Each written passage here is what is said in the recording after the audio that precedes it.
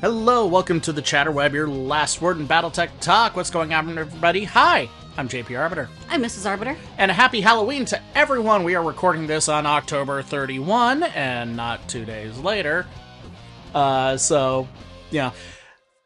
September and October are always a weird time for us because Gen Con happens in August, and then there's like no news until like usually late October. Yep. Kind of sucks. Cricket moment. Little cricket moment is the whole as Catalyst and kind of like the whole world just sort of resets, and then it's just a glide path to the new year. So apologies for being so late. That said, we do have a little bit of Battletech news to get into. Do we have any sort of preamble or any sort of fun crap? Preamble, fun crap. I don't know. I'm just buying time, trying to get us to like the 2 or 3 minute mark until we can actually get this show on the road. Well, it's here. It's here? It's here. What's here? Battletech Gothic. Well, yeah, okay. So we're getting right into it with the Battletech news. So, yeah, Battletech Gothic has launched. I've seen it in at least 2 game shops. So that's great. It retails, and actually it's not just Battletech Gothic itself, but it's the full Battletech Gothic suite that is now available. Here in the Kansas City Metro, I have seen both the Gothic box set and the salvage boxes available. I haven't seen the C-Suite Atlas in stores. I don't know if that was ever meant to be a retail product or if that was specifically supposed to be a direct from Catalyst product. So I'll have to do a little bit more research on that. But that may have been a convention exclusive. It may have been. I do not know. I'm not going to insist one way or the other. But you can get the Gothic box set for $100. You can get a salvage box for $10. The salvage boxes, the one big turnoff is that apparently half of the mechs that you can draw are one of the different varieties of atlases. And I've seen a couple of comments on the socials that the pre-glued bas reliefs on the chest and the thighs didn't turn out all that great. But that's file them down, I guess. So I do want to take this time to reiterate, by the way, Gothic is a short-term product. This is not a replacement. It is not a replacement. It's not going to get much more support beyond this series of products. And then once this print run is gone, it's gone. So if you want some cool, funky mechs, this is your opportunity to pick it up. It's because we're not going to see it again unless, like, I don't know, there's like a Gothic like 5-year return or something. I don't know. They got their hands full with everything else going on. Yep.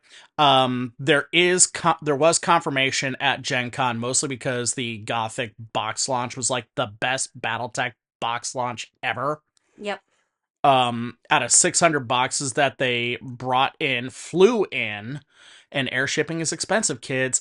All but like 3 of them sold out at the show, and apparently those 3 ended up getting bought by like other game company folks, like just like giving money as stuff was tearing down anyway, or at least that's the rumor I heard about the last one. Saturday is trade day anyway. You mean Sunday? Yeah, Sunday. Sunday is trade day, when all the real geeks, the people who make this shit, just start palming stuff back and forth. On top of being family day too. Yep. That's when the families are out in force. At least local families. So anyway, the word is that yes, there will be an Abomination Force pack. It's but that's gonna take some time to jig up. And what is in it, I don't know. I suspect it's going to be just the infantry scaled abominations, probably not, but the biggie ones, the ones that are protomech sized, for sure. So yeah, that's fun. Also, and oh man, was it hard to talk about, or hard to keep quiet about, was that there was a special Gothic edition of Shrapnel. Yep. Um, this issue of Shrapnel, it's a special issue, so one, it is not numbered. Its number is Gothic. Um, and it does not replace the quarter 4 issue of It is an addition to the quarter four. yes, it is in addition to uh the um the 4 issues that we normally get. It probably is going to replace the traditional double issue we've gotten the last couple of years, unless our dear lovely editor Philip A. Lee just wants to prove just how mentally ill he is, taking on both a special issue and then a double issue. So I wouldn't expect a double issue for the 2025 year. Um, it it is a having both written stuff in it. The 21st Centauri Butchers unit profile is mine, Mm-hmm. and then the very last story in there, and I'm so stoked that I got the last word on that. Which is the story those that we left behind are my bits on it, but there are other fantastic authors. Brian Young did a piece, Michael Stackpole did a piece. Um, in it, Craig Reed did a piece. Craig Reed did a great story in that.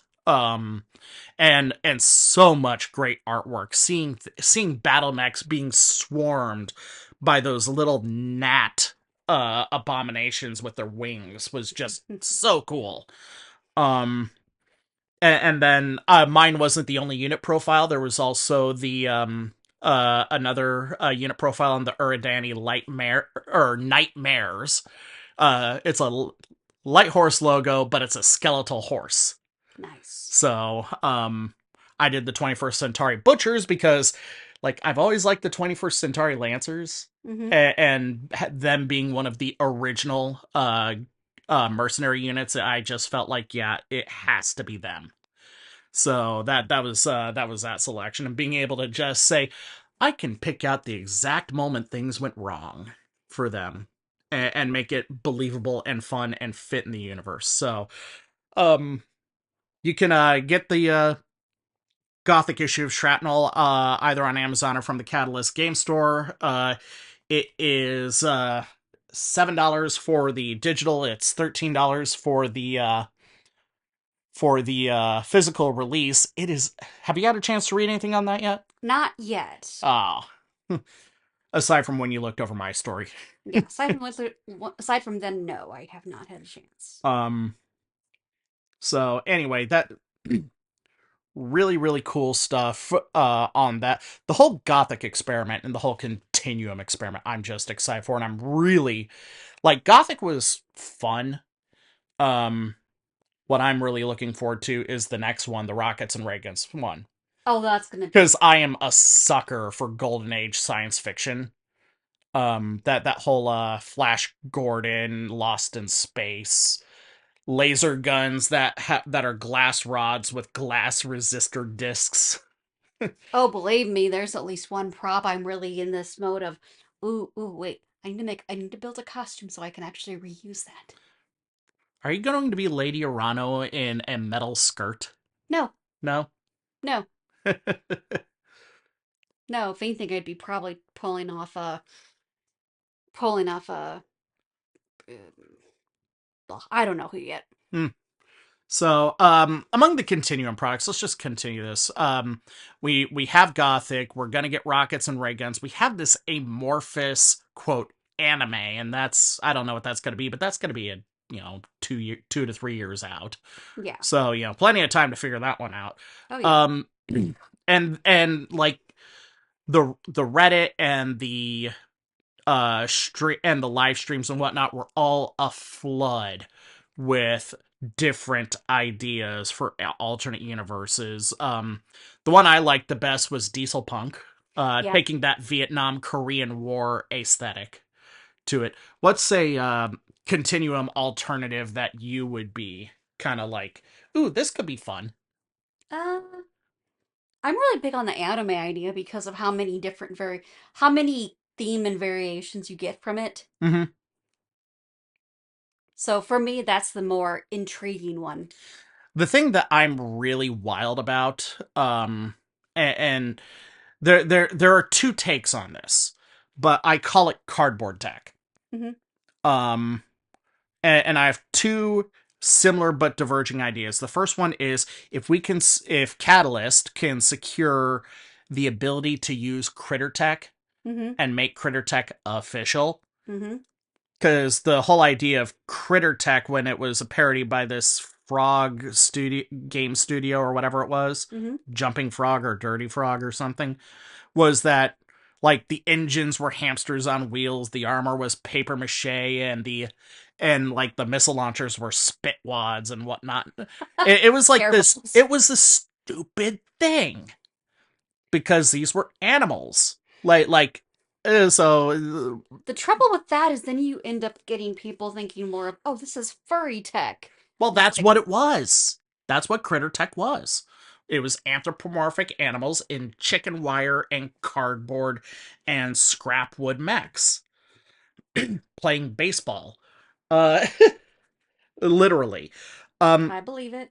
the other divergent idea is there are two cartoons from Cartoon Network. The first one was Ed, Ed, and Eddie, and the other one was Codename Kids Next Door. Ed and Eddie was just kids playing in a cul-de-sac neighborhood and building shit with, again, scrap wood and cardboard and all sorts of other shenanigans going on. Codename Kids Next Door was a bit more sophisticated, and it might not have been on Cartoon Network. It might have been on like Fox Kids or something. But Yeah, it I don't was remember that one kids distinctly. being spies, but all of their high-tech gadgets and gizmos were built with the power of cardboard, duct tape, and make-believe.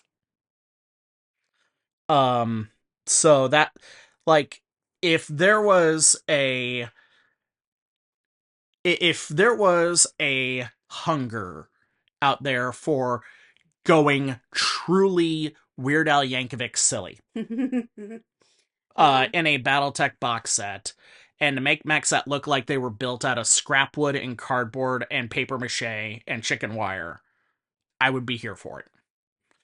I have ideas on how to present it, but I don't want to, like, it's one of those things where once it's spoken aloud, then it can't be used, Hmm. because then someone has to, because then they would have to like pay some sort of royalties to that. But I think there is an avenue. It's just, can we prove that there's a market for going parody, um for that kind of thing. But that is a that is that's an avenue I would like to see, but just got to prove there's money to be made. um Other BattleTech news, what else do we have? Well, I know we have a new story. Outfoxed. Outfoxed, a new Fox Patrol full-length novel, 80,000 word, 80,000-ish word novel. uh of course it's Fox Patrol, so it's by Brian Young. The elevator pitch on this is that Katie Ferraro and the Fox Patrol apparently at some point like pissed off someone who's related to Hanson's Rough Riders. Ooh. I having not read it yet because it is a brand new release, and I still need to download it and run through it. And frankly, it's one of those things where if we get a physical copy, our son is going to grab that book and tear it apart before we have a chance to read it. Yep. He Because will. because the Fox Patrol, Brian is his favorite author, and the Fox Patrol is his favorite unit. He just likes foxes. A So, lot. um, Not that it's a bad thing. but yeah, that anyway, it's a new novel. It's apparently, and it's just sort of the way it was. Big Red 40 Tech did an interview with Brian Young, a live interview with him, where they were talking about it, and how it's very much a continuation of the full idea that like Katie is in the wrong business. She yeah, she started this outfit seeking adventure and swashbuckling and Hmm. excitement, and not realizing, Katie, you're in the job of being a professional killer,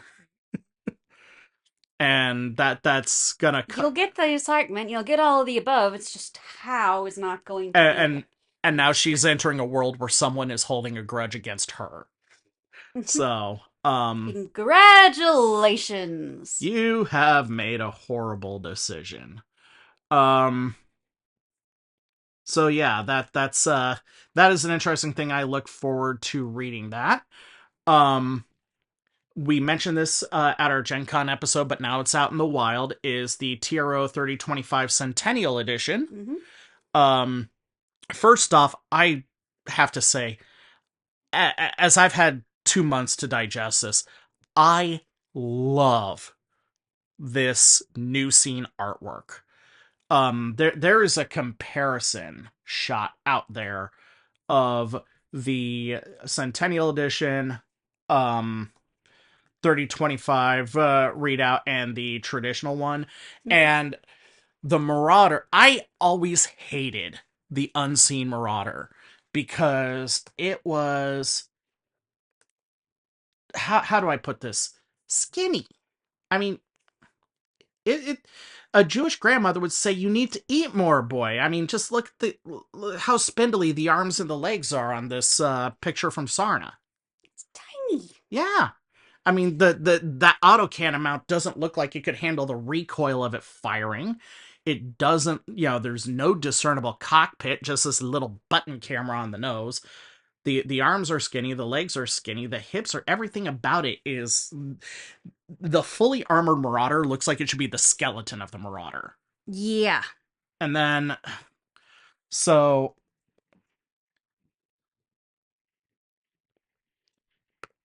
So small. I know the but It yeah, looks like it can't even hold its own weight. I know. It and, and shouldn't that's happen. and that's what's always, always, always bothered me about that. But the Centennial Edition, with its proper meaty side of it, and it's one of those things where someone pointed out to me, is that the the modern new scene art is what every 10-year-old who is playing Battletech in the late 80s um imagined the mech to look like. Um but yeah, it's just more robust, and everything just fits better. Yeah, it Um looks like it can hold its own weight. Looks like it got the potatoes as well as the meat. you mean the meat as well as the potatoes, because the Yes. meat provides the protein? Well, you can be lean and have protein, but you gotta have something to buff it up. Indeed. um But that's what makes sense. So anyway, a little note about the TRO, because there was some confusion about it. Apparently, some people expected the content of the TRO to be cleaned up. Um, I saw some posts on social media, both from traditional Catalyst hate mongers as well as some casual fans who are looking at, like, wait a second, why is the Goliath rated for 67 kilometers an hour running and not 64 as is traditional? And just like one random example out of 50.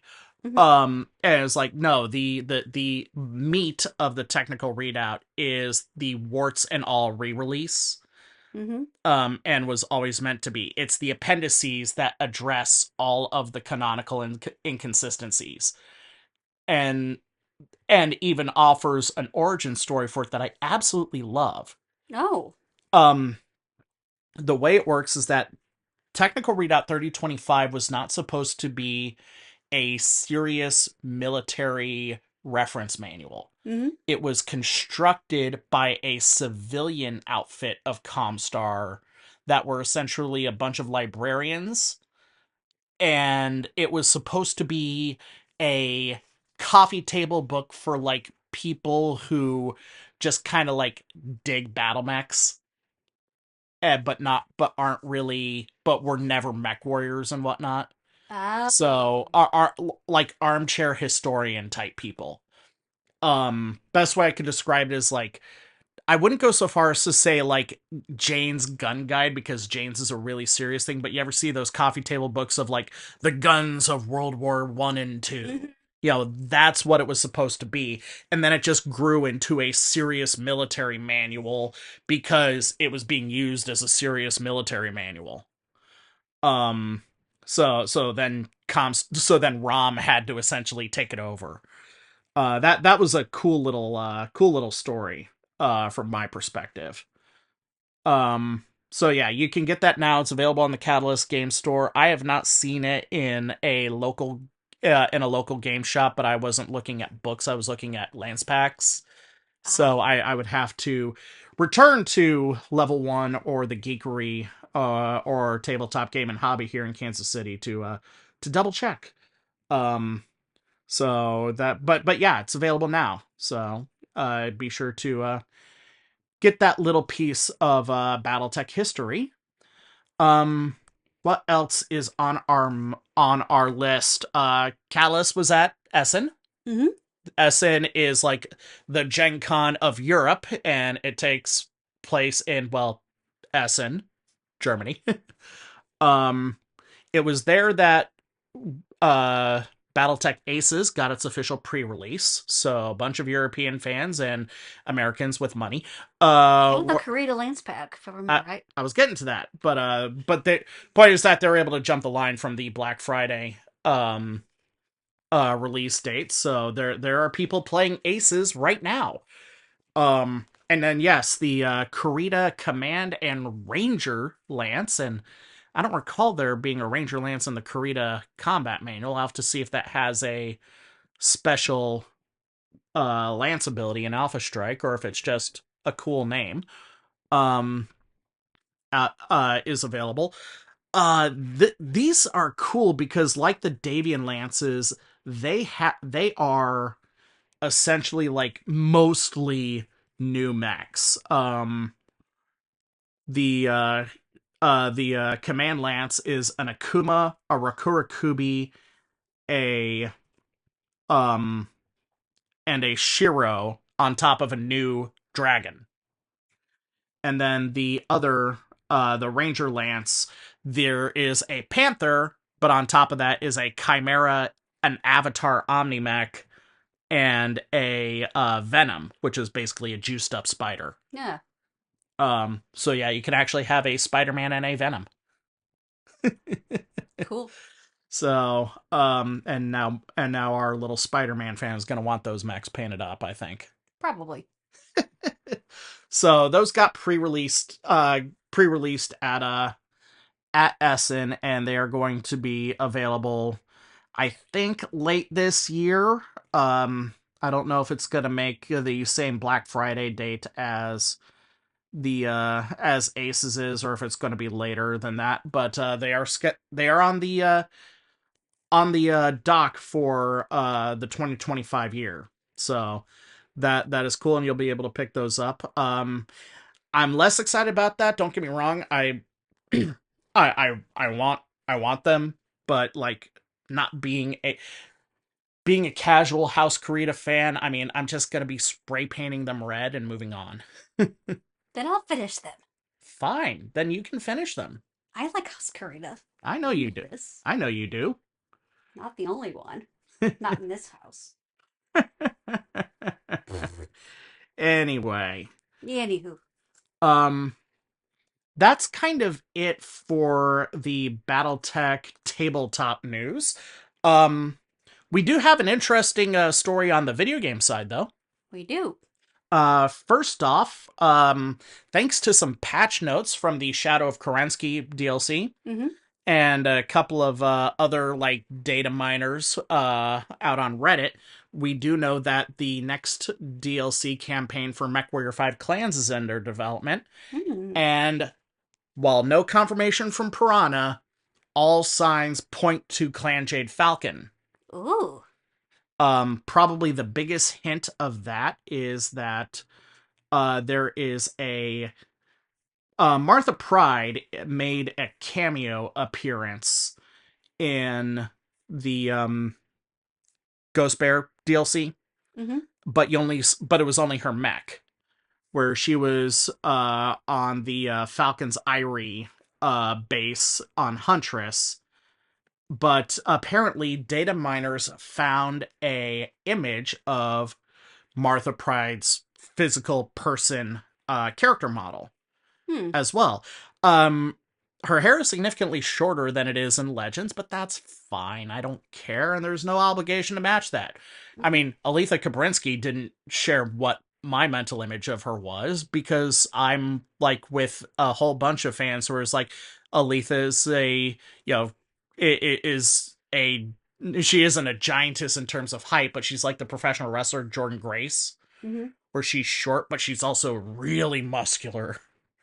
So Well, but buff. very buff, and no, they made her short and lithe. I would is the term that I would use, and that's fine, because a lot of the existing art, particularly from the era reports, showed her as being kind of skinny but toned. So that's just a matter of opinion. So yeah, I'm not gonna bitch and moan about Martha Pride having a pixie cut as opposed to her weird little pseudo mullet that she had in Legends. Um, I just Clan Jade Falcon has, they are my nemesis as a loyal son of the Archon, but I would be remiss not to say that Clan Jade Falcon didn't have some of the most interesting stories surrounding them, from the Jade Phoenix trilogy through all the way through to Hour of the Wolf. So, and as I said in my review of Without Question, Brian Young got me to actually like Clan Jade Falcon. I will never forgive him for that. So, anyway, keep. I'm interested. Piranha has my attention on that. Keep your ears to the ground for any more news on the next MechWarrior 5 DLC, and we'll be on the lookout for that. The other interesting thing, if you're an Xbox gamer, and that is going to be a dying breed if you've been paying attention to other Xbox news, but we're not an Xbox podcast. But if you're an Xbox gamer, there is a retro games app on available on Xbox Live. Mm-hmm.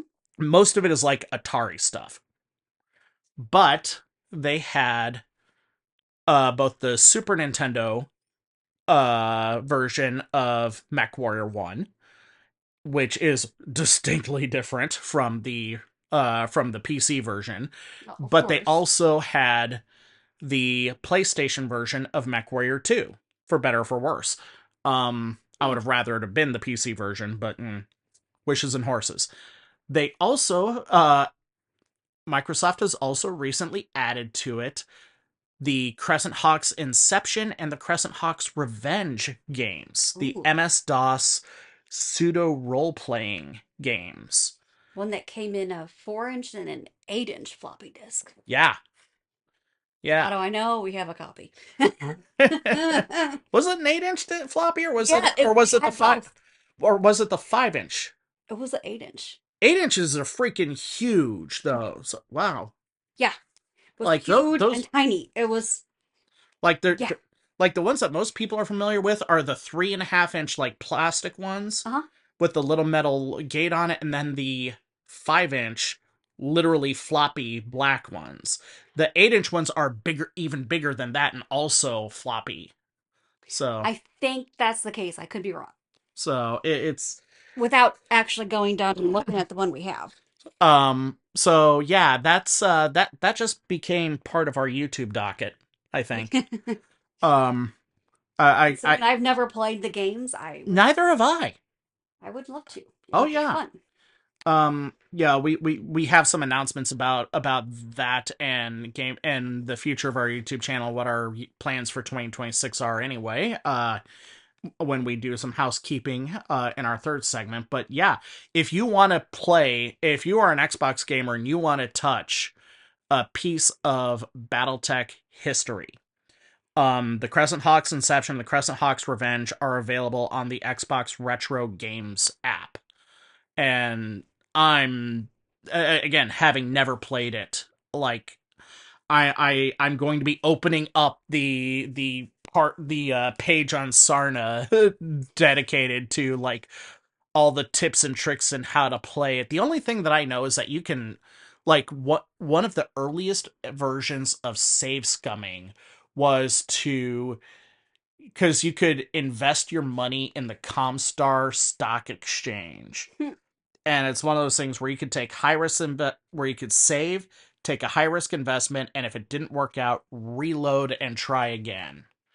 And you could like end up with enough money to purchase dozens of Inferno short range missiles, so that way your infantry teams could support you with the best guns in the game.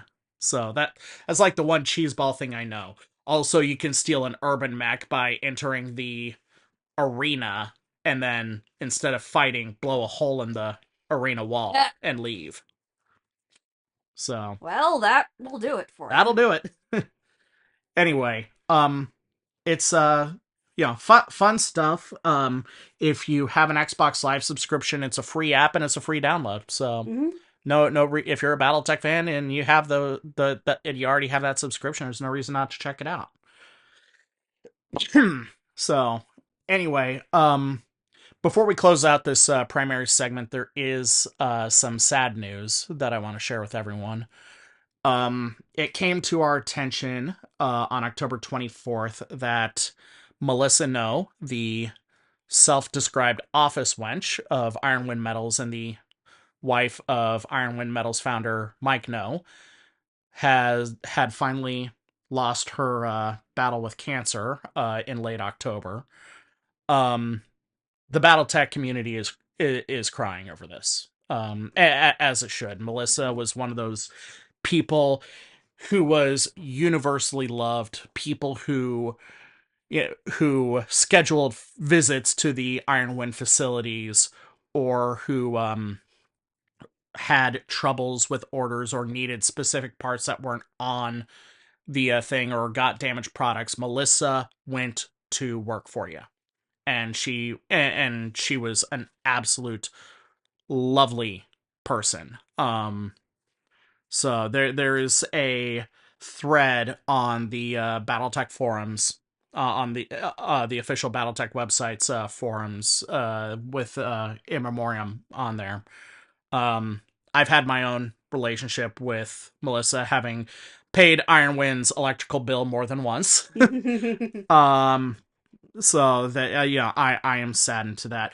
There isn't by now at the time of recording all of the uh final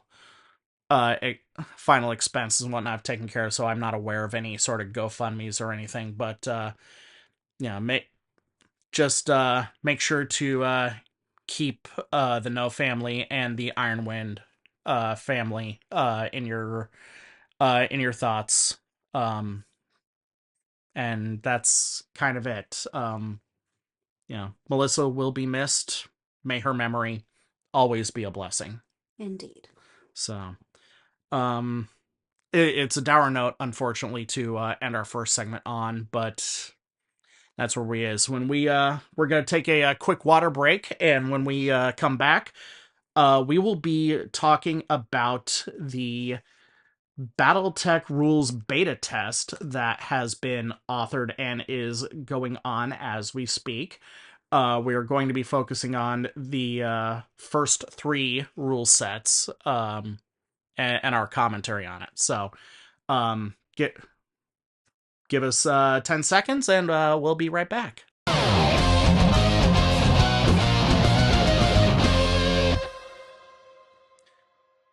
And we're back with the Chatterweb, your last one BattleTech talk.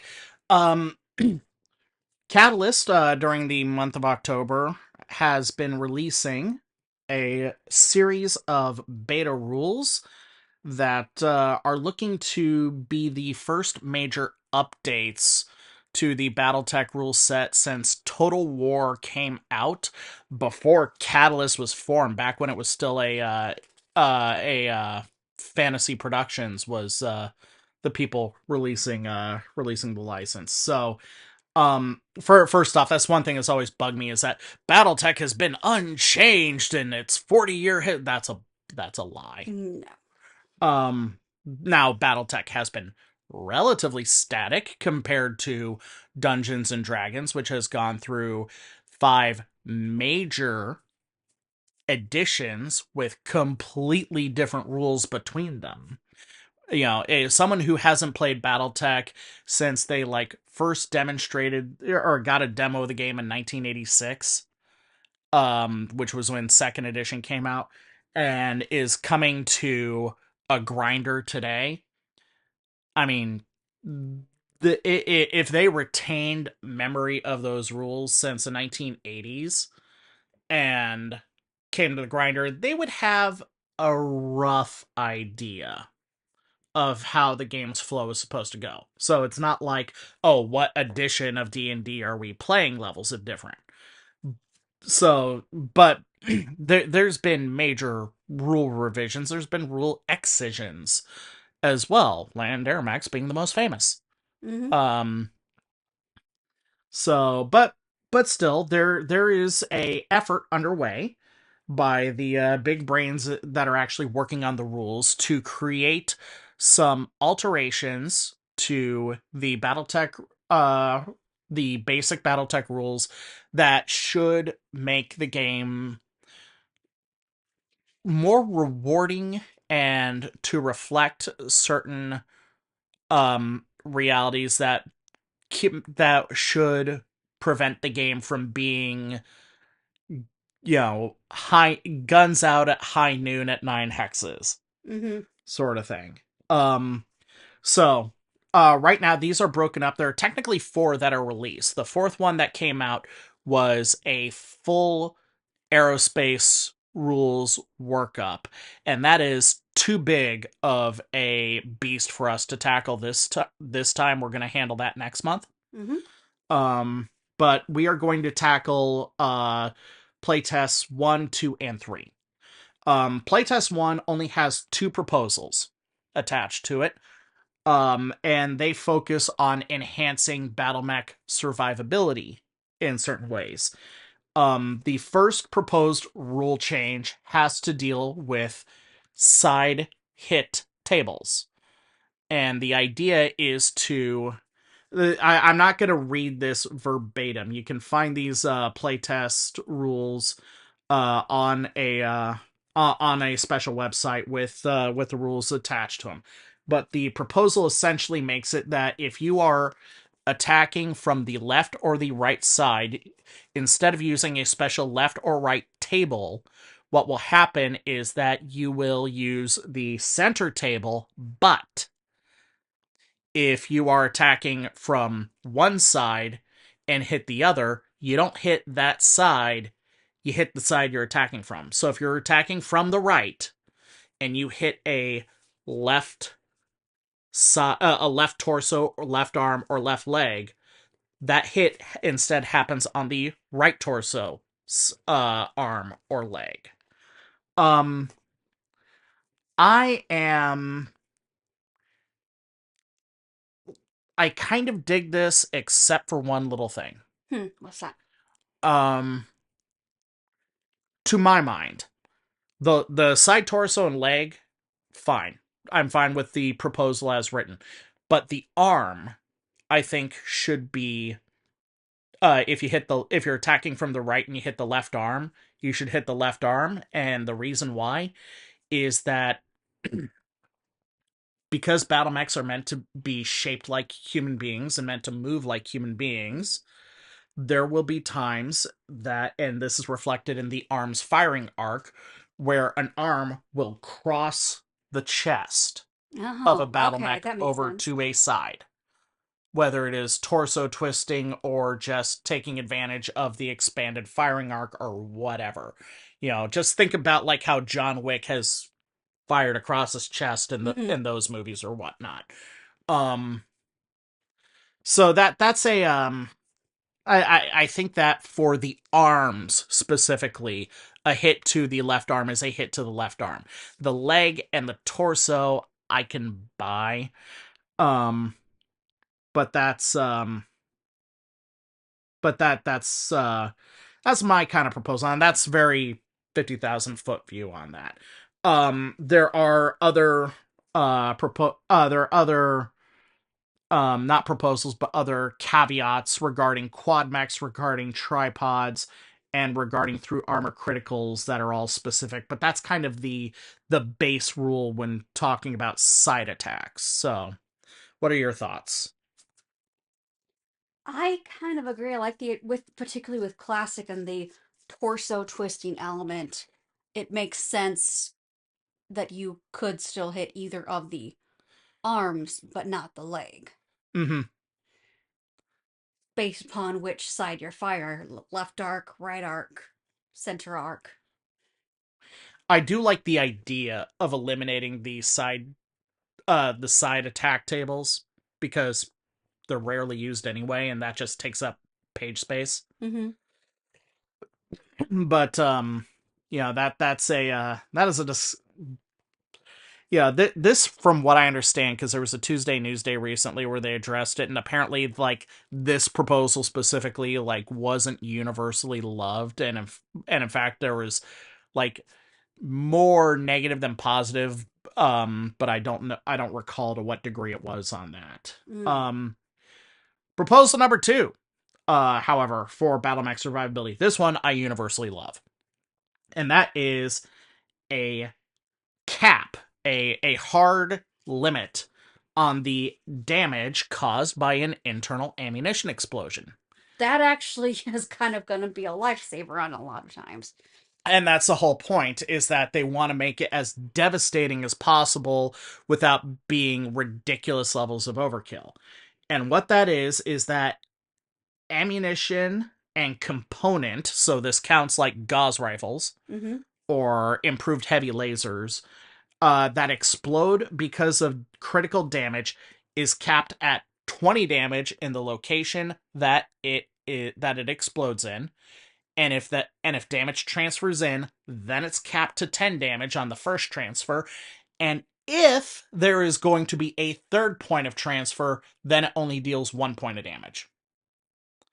So, hypothetically, you've got machine gun ammunition in an arm and it goes up. Machine gun ammunition is still the most devastating ammo explosion you can Mm-hmm. face, Yeah. because that's 400 points of damage at a full ton. Yep. So it would deal 20 points to that arm, and that arm's going to go boom no matter what. I don't think there's a single battle mech in existence that can take 20 points of structural damage to the arm. I could be wrong, though. I don't think so either. Then it transfers in, and 10 damage would be done to the side torso. Now, I think that, if I recall, I'm not going to pull up a TRO right now, but if I recall, like, there are some, like, I think the Thunderbolt can tank 10 points of internal structure damage and not lose that torso. Um, so there are heavy mechs that can tank Mm-hmm. that 10 points of damage. Hypothetically though, let's say it's a Centurion. Um, and then that side torso is gone, and then the center torso will take one. You still have to account for all the critical hits. So it could still lead to some catastrophic funny stuff. But it's not, there is a chance that a battle mech would survive that. Well, and you also have this extra part that would give a case for case being helpful. Yes, case. Well, and not just case being a case of case being helpful, and I'm going to try to repeat that without being absolutely silly, because I love that you came up with that. But a long-standing gripe is that an inner sphere mech with an XL engine and case is pointless, and it is pointless because you're going to not, the majority of the time when ammo goes up, sure, you protected the center torso, but you're going to destroy all three engine criticals in the Mm-hmm. side torso anyway. Yeah. And so what happens is that if you have a mech that's equipped with case, you cut that damage in half. So again, instead of 20 damage, now you're at 10. Or if it's transferring in from an arm location, instead of 10 damage, you're going to take 5. Mm-hmm. The arm is still fucked, but Yeah. and then if you have case 2, it's just 1 damage, which is great. That's gonna You have less of a chance of being disarmed. or just outright destroyed. I love this. Um it's that this is a great addition. It solves a 30-year problem with inner sphere mech design. And even the clans will benefit from it, because remember, clan battle mechs get case by default, Mm-hmm. but that's still 2 engine criticals that they would be taking. Oh, yeah. And remember, I don't know if people remember this or not, but most canon clan battle mechs, they love their ammunition dependent weaponry. Oh, yes. The whole that one of the reasons why clan mechs are so ammunition efficient is that with I don't want to say with very few exceptions, but a huge hunk of them are heat efficient because they love their autocannons and gauze rifles and missile launchers. Mm-hmm. So there's a lot of ammo on some mechs out there. They're not heat hogs, they're ammo hogs. Exactly. Um, that's always been like the great confusing thing about the clans is that they would put so much weight into ballistic and missile based weaponry when their true advantages were with energy weapons. Because like a clan gauze rifle is not significantly better than an inner sphere gauze rifle because it's the same number of crits, but it's 3 tons lighter, which is nice. Mm-hmm. But same heat, same range, same critical space. So um clan racks are really silly because it's the same weight as an inner sphere rack, but they're bulkier. So anyway, that is those are the 2 proposals for playtest 1, though. Again, one I'm iffy on, one I love, and I get the impression for you it's the same. Oh, yeah.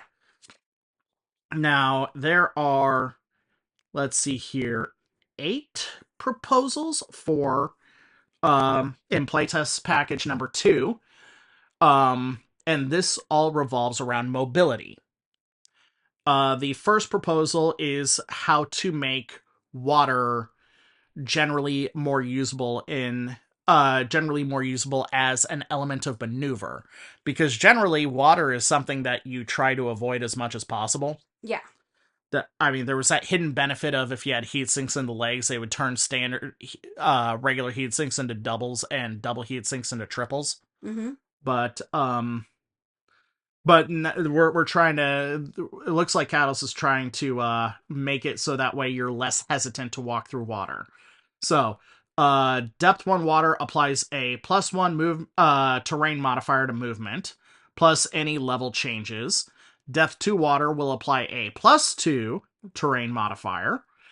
If you're walking into, out of, or through water using walking movement, no PSR is required. That is huge. Yeah.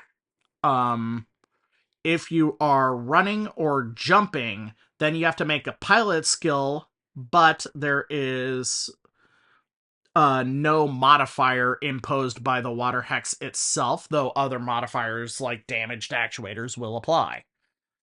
I presume that also means that if you are have no armor on a leg, that place will flood and become destroyed. Yeah, that would make more sense. But water's a hard win for me. Mm-hmm. I still remember when you picked a River Delta map for Masters and Minions, and it was such a pain in the ass. Yes, I remember. How can I ever possibly forget that? Because none of us had jumping mechs at the time, too. But they did. I know. God damn it. I know. So, with I like it, no notes. Proposal number 2. When moving backwards, level changes are now allowed. So if you're using walking movement points to move backwards, you can move up or down one level per hex moved. So it does require a piloting skill with no additional modifier. So I do like that there is some danger attached to it, but it's a minor pain in the ass, not like something devastating. It's basically, instead of being falling, tumbling, you're at least able to skate backwards and figure out how. It's it's like when you're walking downstairs and you swear there's one more step and you kind of stumble. Mm-hmm. Or So you just kind of feel for the step. It's like, okay, is there another step here? No, there's not. since you Okay. can only move backwards walking, again, this is fine. And if you can only do it for one level, again, it's fine.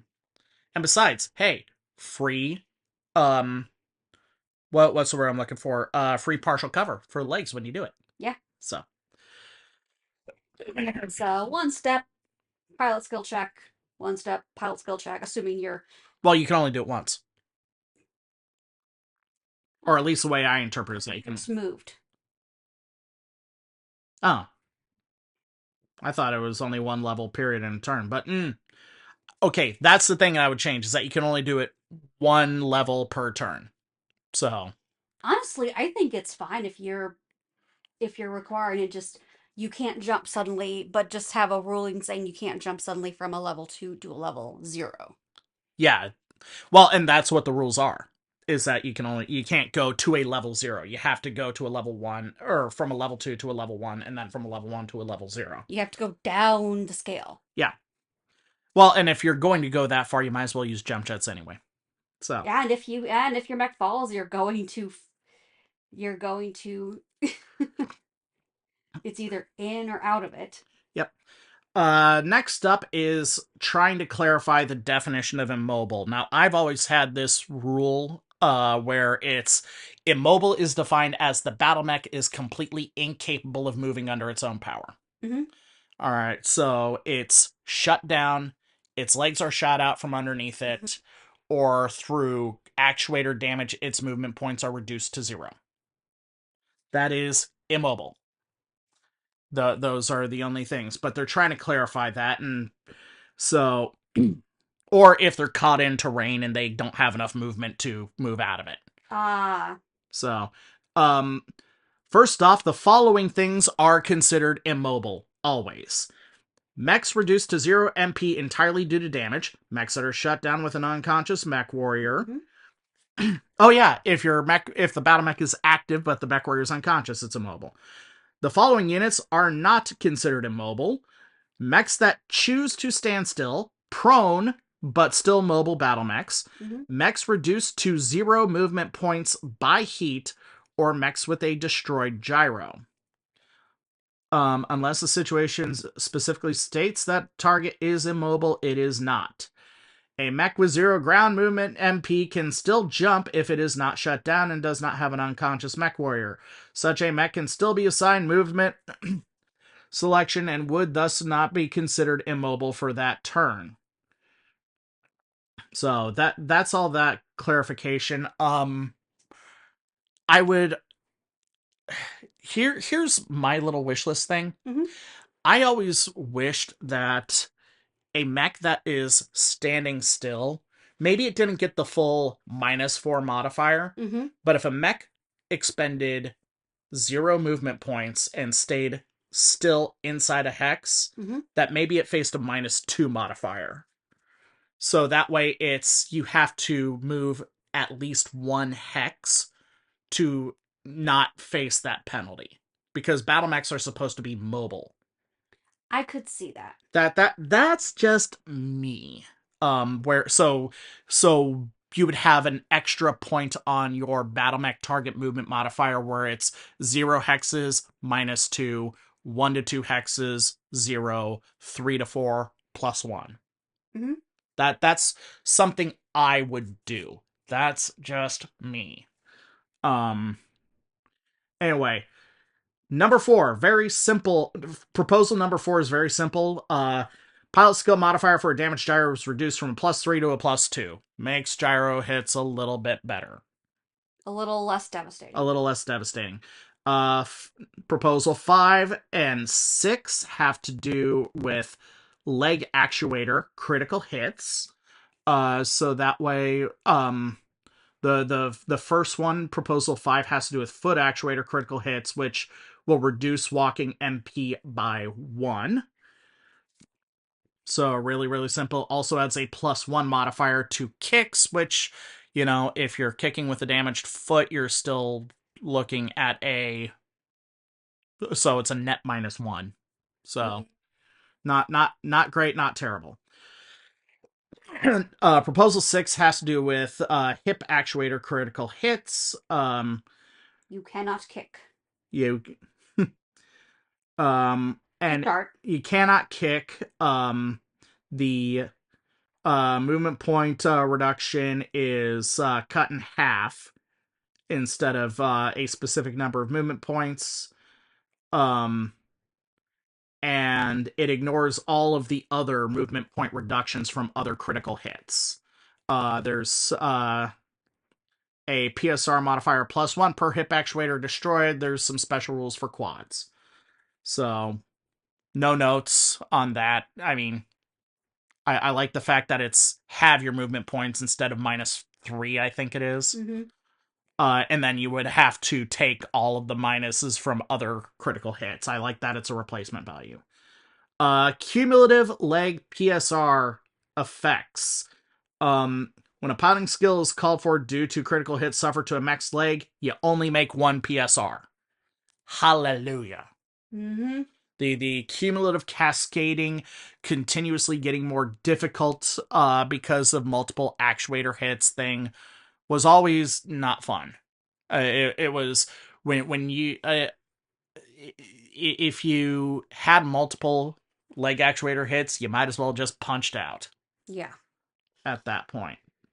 Leg destruction. Now this one I think is going to be controversial, and I'm of mixed minds on it, where the destruction of a mech's leg very rarely represents a full amputation of the limb at the hip. Instead, it usually means that the leg is reduced to a hindering lump of scrap that is completely unresponsive, possibly fused, causing a limp. I like to call this the PC gamification of leg destruction. Okay. Now, if you roll a critical hit that results in the leg blown off, then the leg's blown off. Yeah. They're keeping that. But like with a hit PSR, walking MP is reduced by half. You're getting a +4 modifier to piloting skill rolls. You have to make a PSR each time you run or jump, and yes, you cannot make any kick attacks, let alone a kick with that leg. Mm-hmm. A mech with both legs destroyed is reduced to 0 MP and will be considered immobile, but it can still prop itself up to fire while it is prone.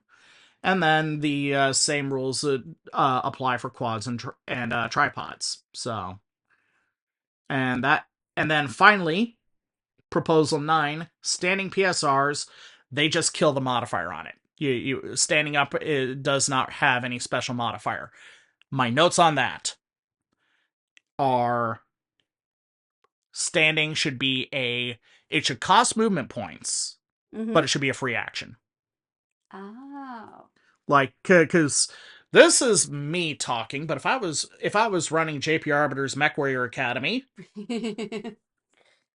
I would make learning how to get your battle mech up from a prone position standard training. Because to me, it's the same as when you're driving backing out of a parking spot. Because inevitably, your mech's going to fall down. Mm-hmm. And I would train my mech warrior so getting up is second nature. That's just me. So, costs you 2 movement points, and it's a free action. That's what I would do. But a +0 modifier, sure. Now, if you have damaged leg actuators, then yes, you should make it then you should have to roll a PSR with the appropriate modifiers there. But if you're otherwise undamaged, I don't think it's necessary. So, any thoughts on any of these PSR level things for you. No, no. What are your thoughts on the leg destruction? Because I know that one has been a little controversial. Mm-hmm. I I do like the idea, and I like the fact that you're of the PSR each time you're moving, Mm-hmm. the run or jump. But I almost think that wouldn't it be harder to just walk for the mech to just walk alone? Well, the idea is that you're still able to limp along. Hmm. Because again, I refer to it as the MechWarrior 5, or MechWarrior PC gaming gamification of it, because when you blow off one leg in a PC game, that mech can still limp along. Now enemy AI still says, "Hey, I'm in this fight," instead of trying to run the fuck away. Mm-hmm. Um, but the idea for this is that if you lose a leg, maybe you're also triggering force withdrawal, and so you got to limp out of there. Mm-hmm. Um, I could see that. I would also make it so that way, if a mech has lost a leg, it can't use running MP. But that's because I don't see that here. Um, but yeah, the other thing is that losing a leg was so dramatic. I mean, it did knock your ass down. Um, so like, and that's one of those things that I always liked. But at the same time, I appreciate what the survivability aspect of that and how it does trigger a force withdrawal, and it does make it so that way there's an opportunity to save the metal, as it were. What about the standing PSR? I kind of prefer it if you're required to. You like the fact that they're still doing the PSR, whereas I want it to be free? Yeah. Okay. Yeah.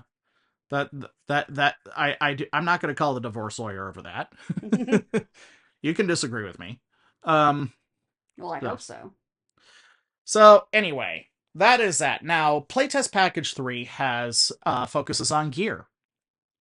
So, first off, explosive component damage standardization. So, I mentioned earlier Gauss rifles and improved heavy lasers. When you damage them, when you deal critical damage to them, that they go boom. Mm-hmm. And the damage values of them going boom have always been arbitrary. Oh yeah. It's just been a random number. Well, they are standardizing it. Where what it is that it is the number of critical slots of the weapon times 2. I have to correct myself on something I said earlier, by the way. Mm-hmm. I said that a Clan Gauss rifle had the same number of critical slots as an Inner Sphere one. I'm looking right here at this damage standardization rule, and I realized that they gave an example of Inner Sphere versus Clan, and Clan Gauss rifles are 6 as opposed to 7 critical Yeah. slots. So Okay. I am correcting myself in real time. But yeah, so it's the number of critical slots of the weapon times 2. So a Inner Sphere Gauss rifle has 7 crits, Uh-huh. so when it explodes, it deals 14 damage. The improved Clan heavy large laser is 4 critical slots, if I remember right. Mm-hmm. So that would be 8 damage. The improved Inner Sphere medium is 2 or 3 critical slots, and I'd have to look that up. So that would be 4 to 6 damage. So that's neat. As far as anti-missile systems, all AMS systems can engage 2 flights of missiles per system per turn. Ding! Love that. I would add one more rule to that. Mm-hmm. Um, miss Anti-missile systems engage according to their firing arc. That makes the arm-mounted anti-missile system on one version of the Atlas and the twin anti-missile systems on a mech called the Komodo Mm-hmm. really cool because they have such wide firing arcs. Yeah. So in the Komodo in particular, it has 2 anti-missile systems, so it can spray 4 different incoming volleys. That's awesome. There are a lot of mechs with anti-missile systems in the head, but they can only fire forward. Hmm. I would want to make head mounted anti-missile systems 360-degree firing arcs. Ah. There's no reason in my mind that they shouldn't be. Um, so that's my thing on that. Proposal number 3, armor. They go over all sorts of fun little armor, all the fun little advanced armor things. Anti-penetrative ablative armor will cut down on the or will make it harder for armor piercing ammo or lance weapons to penetrate. Mm-hmm. And they negate through armor criticals. Is kind of their thing. Um, Ferrolamellar armor, likewise, will no longer negate the critical enhancing effects of armor piercing ammunition. Apparently, it is still vulnerable to lances, though. Hmm. Heat dissipating armor, um, all damage caused by heat causing weapons, namely plasma guns, is halved. And heat from external sources, including natural fires, is reduced to 0. But magma will still cause damage because magma is a force of nature. Mm-hmm. Uh, and hot enough. It's liquid rock. It's gonna melt armor. Yeah. Impact resistant armor. Delete the +1 modifier to hull breaches, as well as the entire second paragraph of its rule set, which is applying a +1 to determining critical hits if struck by AP weapons.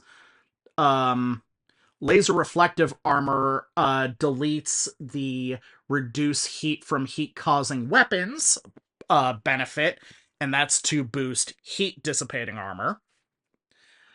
So that's neat. What are your thoughts on the armor rules?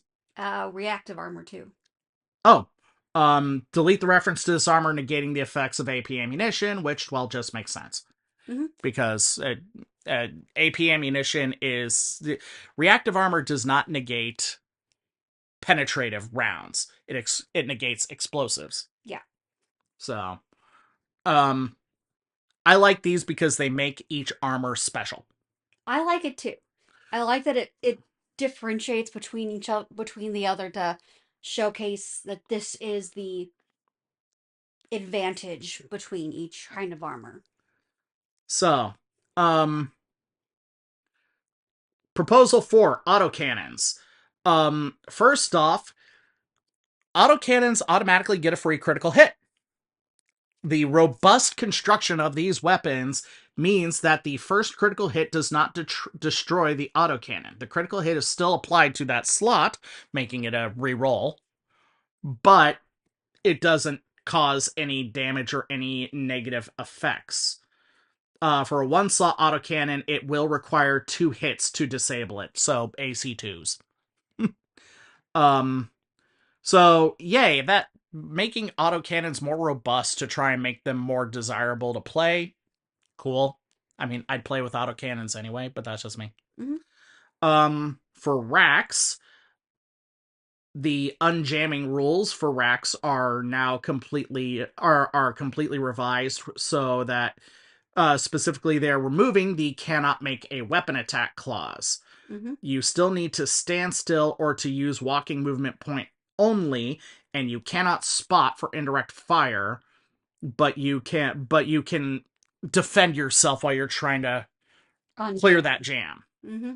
That makes more sense. Um it also, with rotary autocannons, you can now use caseless ammunition, Nice. which doubles the ammunition capacity, but they are more prone to jamming and more prone to explosive crits, if I remember right. So, the and racks are very ammo hungry. So, finally, with ultra autocannons, the Jade Hellbringer rule. Ultra autocannons will no longer jam when you roll snake eyes. Nice. Yay! Yeah, no one liked ultra jamming. So, and then when they introduced racks that could be unjammed, It Mm-hmm. was sort of like, how come this thing fuses but that thing can do it? Yeah, Mm-hmm. it can be fine. There is a whole section on C3 and C3I where first off they're like, yeah, we know this shit is hard to balance. Um, Top down, there there's there's an attempt at battle value balancing. Um, there is rules where ACM will only add spotting modifiers uh instead of completely blocking and negating, which yay, I think Angel ECM should still completely block, but that's a personal opinion. Mm-hmm. Um the other thing is that yes, you not only need to be close to a target to do C3 spotting, but you also need to be within line of sight of that target. So no more locust hiding behind a hill that is where you're 2 hexes away on the other side of that hill bullshit. Mm-hmm. Sorry, Duncan, you can't do that shit anymore. But I am not sore. Um so there's Um, the next thing, units with active stealth armor cannot benefit from C3, and that was one of those things where I was like, I thought they couldn't in the first place. Oh. Apparently they can. Um, so anyway, next up, ECM. ECM never nullifies a component unless the firing unit, the target unit, or the opposing component in specified cases like narc pods or sensor pods or disposable sensor pods is directly inside an ECM's radius. Or a unit with Artemis. Yeah. So the point is that you can't interdict by just being between the firing unit and the target. Yeah. You have to the one or the other has to be in the bubble. So the heavy duty gyro,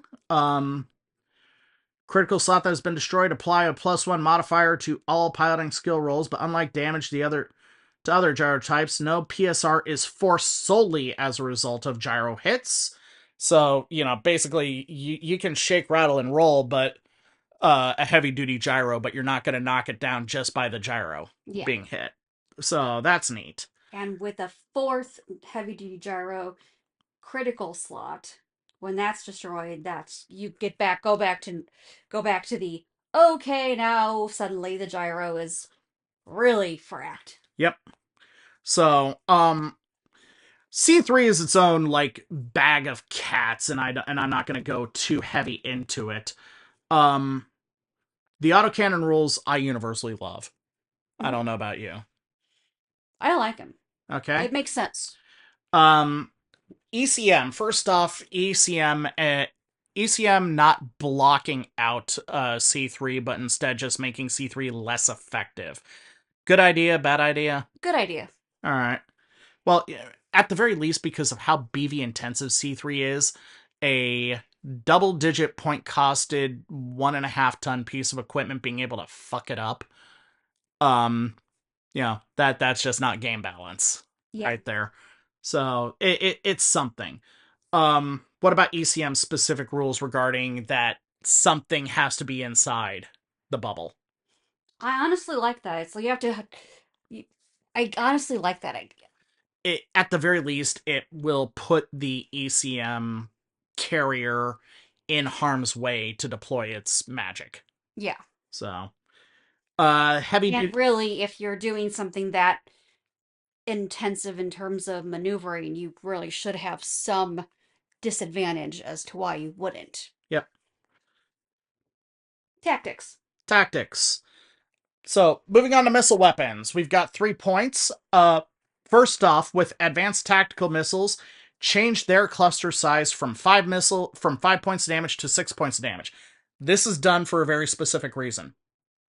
High explosive missiles, Uh, doing 3 points of damage per missile. So that way you don't have weird situations where one missile will do some of its damage here and some of its damage there. that makes a lot more sense, actually. Yep. Also, because ATMs are in 3, 6, 9, or 12 missile packs, it just kind of works better that way. Um, so that extended range LRMs, they're just wiping them out and all of the game rules for them entirely. So they just function as long range missiles with different range brackets. And Oh. that includes the ability to use Artemis 4 fire control systems. Strange how it can't use Artemis 5. But I'm sure that will come up in the rules. Finally, medium range missiles. Eliminate the +1 target number penalty, but continue to apply the -1 cluster hits penalty. My personal experiences in that is that most people forget about the +1 target number anyway. Mm. That's just one of those that like every everyone forgets either on purpose or accidentally that that's a thing. They know the -1 cluster hit. Um, there's a note below it that acknowledges that this will fundamentally change how Apollo FCS works, but but they want to see how the elimination of the target number works See, well, first. that's going to work before you experiment and see how to Yep. rework or rewrite the rules for this one. Yep. To me, these are all user friendly. I never understood how extended range long range missiles would have additional rules to them beyond how long range missiles work. So making them LRMs with just longer range brackets is really user friendly. Um I would I don't remember if extended range LRMs could already use NARC or not, but so few people use NARC anyway because according to the rule set as they're written right now that, Artemis was just always a better option. I mean, who'd want to use NARC at all? Seriously. Mm-hmm. So what's our next option? An arc. NARC and INARC. Oh, wow. Almost like I set that up on purpose. Uh-huh. Um So, there is some clarification on when a narc pod that has attacked a target is destroyed or not. Narc pods will now incorporate both a -1 target number modifier as well as the +2 on the cluster hits table, making them more useful than Artemis as a result. And they also make it so that way you don't need a spotter for indirect fire, which is great because that makes indirect fire so much more useful. Yeah. Oh, yeah. Because indirect fire with the spotter, it adds another target or adds another modifier to it, and if you could just eliminate that with a narc pod, I'm there, baby. So, and then narc doesn't get any benefits while in the area of an ECM suite, which is covered under ECM. Net good. Net double plus good. Mm-hmm. Um, I do. The only thing that I would say is that I always thought that the ability to remove an Einarch beacon by going prone and rolling around like you can do with battle armor that's swarming you, shouldn't be a thing. Or it should be a thing that you could do with regular narc pods as well. But that's me. Um, and then we've got a whole suite of I stuff. mean, narc is the equivalent to basically hunter's mark without But a it's physical item. what it is that it's a physical tracker Yeah. that's fired on you though. So yeah. Um anyway, we've got a whole suite of stuff dealing with physical weapons as well. Things like with a retractable blade, they're no longer going to snap. They reworked the lance rules for armor penetration and criticals. The claw removes its target number penalty. Shields have been completely reworked to the point where it's like gonna take too long for me to go over them. So those are all whole things. I'm gonna leave that up to our dear listeners to look up how those work. I like that claws lose their penalty, though. That makes the Contillo even more devastating, and I am all for it. Um, Plus, I never understood why it would be harder to swipe with claws. If anything, it should be slightly easier. But that's just me. Um, so next up is special munitions, and we just have 3 entries for it. Autocannon precision ammunition, instead of half, it's now 60%. Mm-hmm. Um, so, and there's a special note on a poll about precision ammo that I will leave for you to go into. Then there's armor piercing ammunition, which they also made 60%. And they narrowed the critical hit roll to that. It used to be where it was like each grade of autocannon was a crit was its had its own separate critical hit modifier, and then and now they're only making it to 2, where if it's broadly defined as a light autocannon, so two an AC2, a pack 4, or an AC5, your critical hit roll is -2. If it is a heavy autocannon, so a pack 8, an AC10, or an AC20, it's a -1. And light autocannons, and there's no functional distinction between light autocannons, protomech autocannons, and standard autocannons. So that's kind of neat. They also removed the penalty for using AP armor, so it's not harder to hit with AP ammo, which I have never understood why that was the case. The whole point of specialty ammunition was to make make using standard autocannons more desirable, not less. But I guess they thought that the AP effect was just too good back in 1999. Mm-hmm. So, and then finally, acid missiles, which I always forget, If there's are a acid thing. missiles, why don't we have inferno missiles? Inferno missiles, I guess, are pretty balanced because they have the Hmm. external heat cap. Okay. So, Just a question to pose. reduces munitions cluster table modifier from -2 to -1. So you're gonna get more missiles on target. So, anyway, that is that for the gear rules. Again, largely positive. I've got some finer notes and I've already submitted them. So, you know, that's kind of that's kind of my take on it. You have any further notes on that? Nope. Um so yeah, if you want to participate in this and download these gear packages, you can go to battletech.com/playtest-battletech. Um and you can /feedback-discussion, excuse me.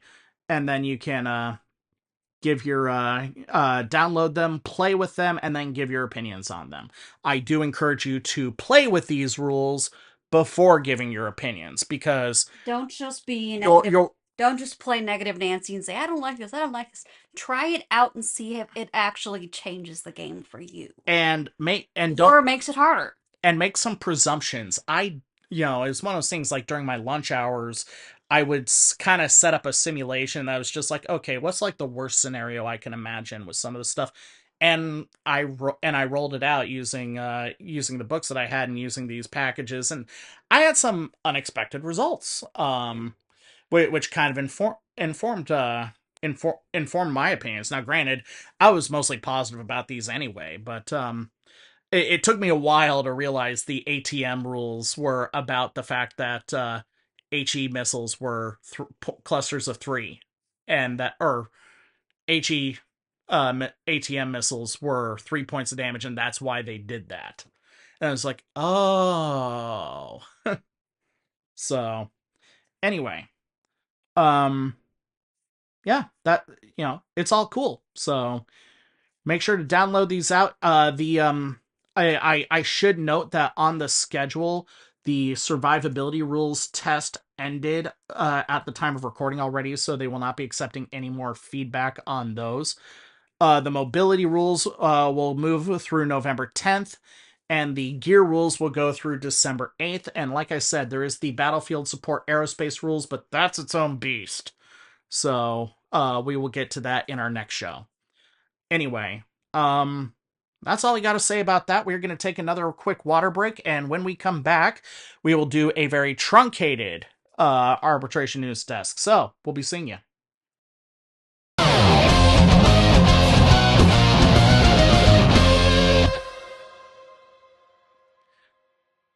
And welcome back to the Chatterweb. No things I promised not to tell. I know I haven't done those in a couple of shows, but here we are. It's time for my favorite segment, your favorite segment, the audience's favorite segment. It's time for the Arbitration News Desk. Hit the music.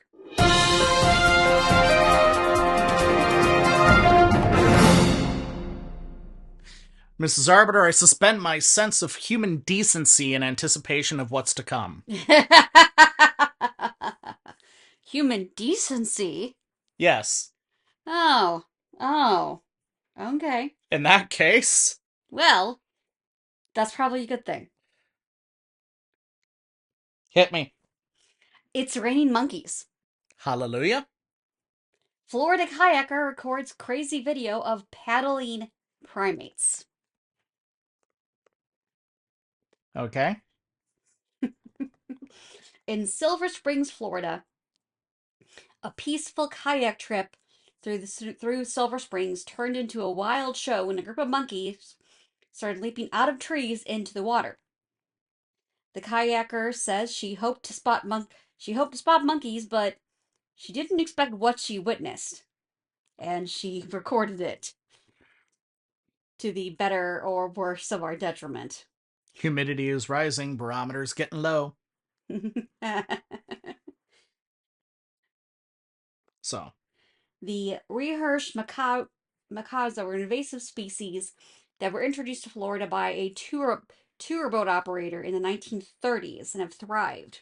according to all sources, Mm-hmm. the street's the best place to go. Anyway.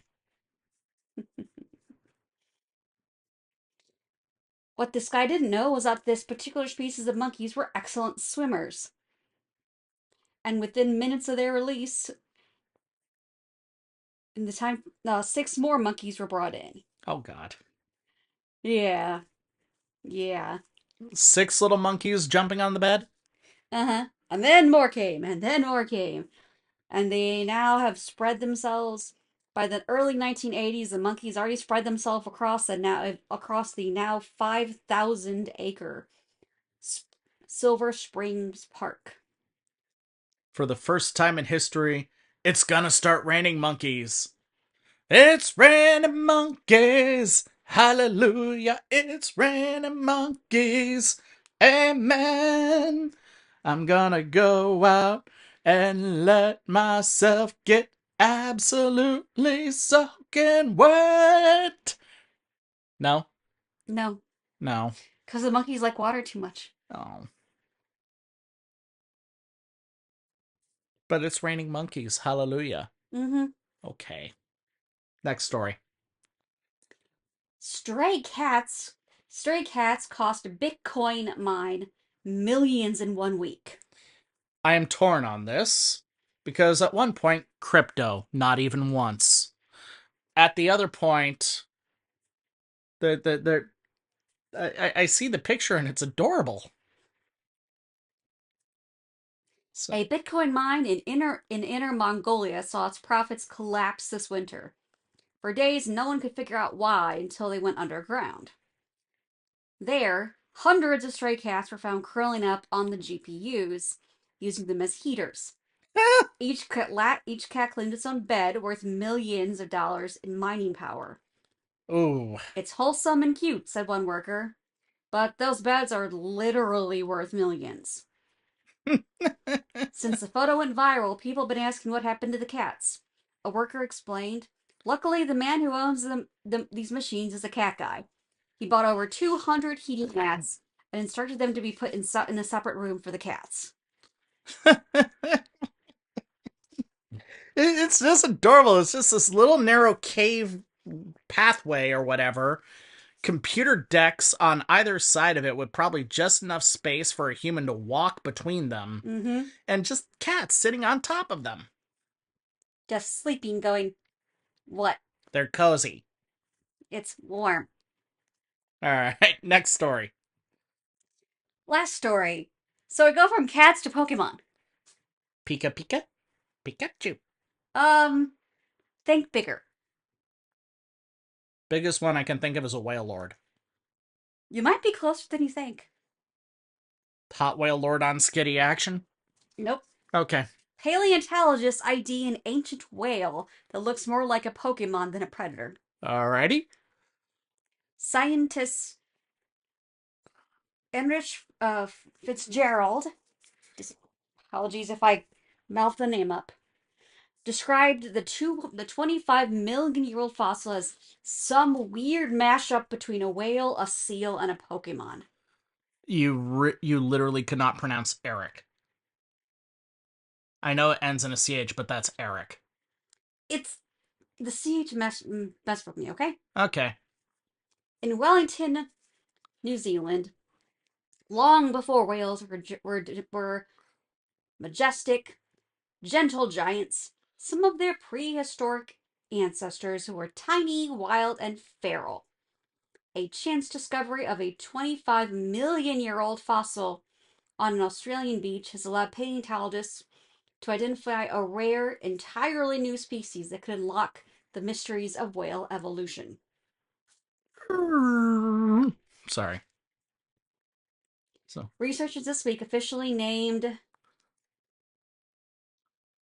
Jess Gingestius Dillardi. a cartoonish creature with bulging eyes the size of tennis balls in the Zoological Journal of the Linnean Society. Unlike today's whales, the juvenile specimen was small enough to fit in a single bed, Huh. boasting fiendish teeth and a shark-like snout. However, this oddball was nasty and mean and built to hunt. Hey, we're It making was presumptions about his personality, but yeah, you can assume that it was an aggressive predator based on its skeletal structure, so. yes. Let's just say that it was deceptively cute.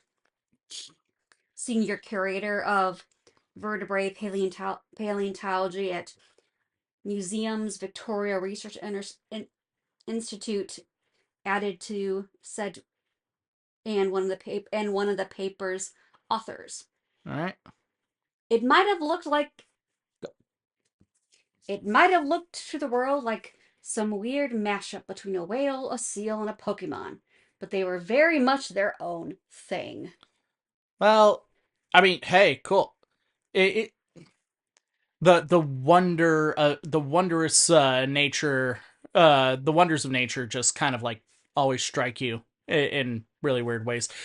This article goes on forever because it's Huffington Post just quoting directly from a scientific journal, so it's get a scientist to shut the hell up for a minute, you know. Mm-hmm. The renditions or the computer renderings of the creature are, yeah, cute, terrifying, terrifyingly cute, and small enough to fit on a bed. I assume like a queen size bed or something, but Or something. or something. So, all right. Well, I guess I should emphasize not just human decency but animal decency Yes. lesson there. Any other stories? That's all we got. That's the arbitration news desk. Couple of housekeeping notes. First off, um, be sure to check out our YouTube channel where for Halloween we went to an old classic that is going to herald a new age for our YouTube channel of just husband and wife and occasionally friends and kids just bonding over video games. We played The Legacy of Kain Soul Reaver as our annual Halloween horror game, although we that one kind of moves away from horror and is just kind of like spooky and gothic. Mm-hmm. I saw what you did there. Yes. Our my playthrough with Xeno Arbiter, our oldest son, for MechWarrior 5 clans continues, and we will be going to Shadow of Kerensky in the near future. And we will have a special series occurring around Christmas time. So look forward to that if you're a fan of vintage games of the PlayStation era. Um, beyond, and then yeah, we've gotten access thanks to some new equipment to the ability to record more vintage games, and we are going to be taking advantage of that. I hear the Legend of Zelda Triforce Ring in the distance. So anyway, that's all well and good. If you are going to be in the Overland Park, Kansas area, that's a suburb of Kansas City, you can meet the Arbiters as we run some special Battletech events at Meeplethon, Kansas City this November. Mm-hmm. So be sure to check that out, Meeplethon 2025 in Kansas City. It's at November 12th to 14th. November 12th to 14th, and that is at the Overland Park Convention Center. And yeah, we're just running grinders and how to play, so you'll be able to 14th to 16th. Oh, 14th correction. to 16th. Okay, yes. And just so you know, it is a charity convention. So all of it goes to charity. The charity is a Turning Point, not Turning Point USA. This is just for the Kansas City area. And what they do is they will rehousing and feeding homeless people, right? And helping people get GEDs. Ooh, yes, good. Education, good. So, anyway. Yes. And actually the United Methodist Church this is one of their missions. Cool. So yeah. That is, we're going to be doing that. We're going to be running grinders and how to play. So if you're curious about learning Battletech, we'll also be using some elements from Battletech Gothic in our grinder. Just to have a little fun. Yeah, well, and to encourage people to actually like get in the fight instead of like trying to avoid damage and whatnot. You can't run from damage when there are crickets with machine guns going plink plink plink plink plink. Start fighting them or I'm gonna keep shooting you. Plink plink plink plink plink. So, anyway, also got to get like some little plastic dinosaurs for the bigger ones. Yeah, we still have to figure that out. So you have time. Anyway, so yeah, you can check us out there. Be sure to follow us on the Arbitration Studios Facebook page, and you can also follow us. I still maintain the Twitter X bio at JP Arbiter. I think you disabled yours a while ago. Yes. But we are also on Blue Sky again at JP Arbiter. At HL Arbiter. So that's your Blue Sky. I thought it was High Lady Cosplay or some shit. No, it's HL Arbiter. Oh, HL Arbiter. Okay, cool. So JP Arbiter and HL Arbiter on Blue Sky for the latest updates on the YouTubes, the convention schedules, and all of that other jazz. And yeah, be sure to if you want to help keep the show going, be sure to contribute to the OurBattletech.com Ko-Fi account that helps our producer maintain the website and maintain everything that's needed to keep this podcast going. We personally don't see a dime of this money. That is strictly for our producer to pay for web hosting and whatnot.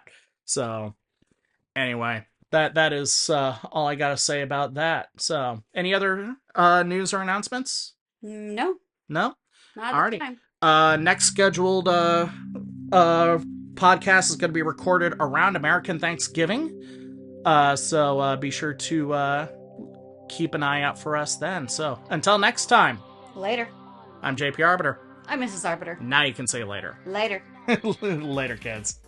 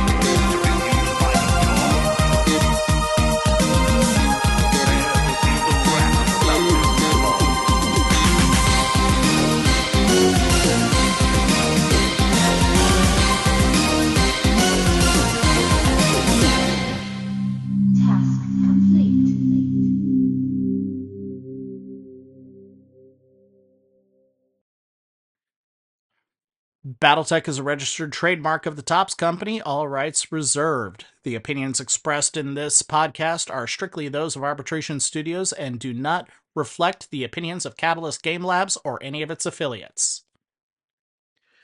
Music, as always, is provided by Kenneth Hynes, Battletech Metal Cover 2022 edition, and HyperVigilante's Battletech Techno cover.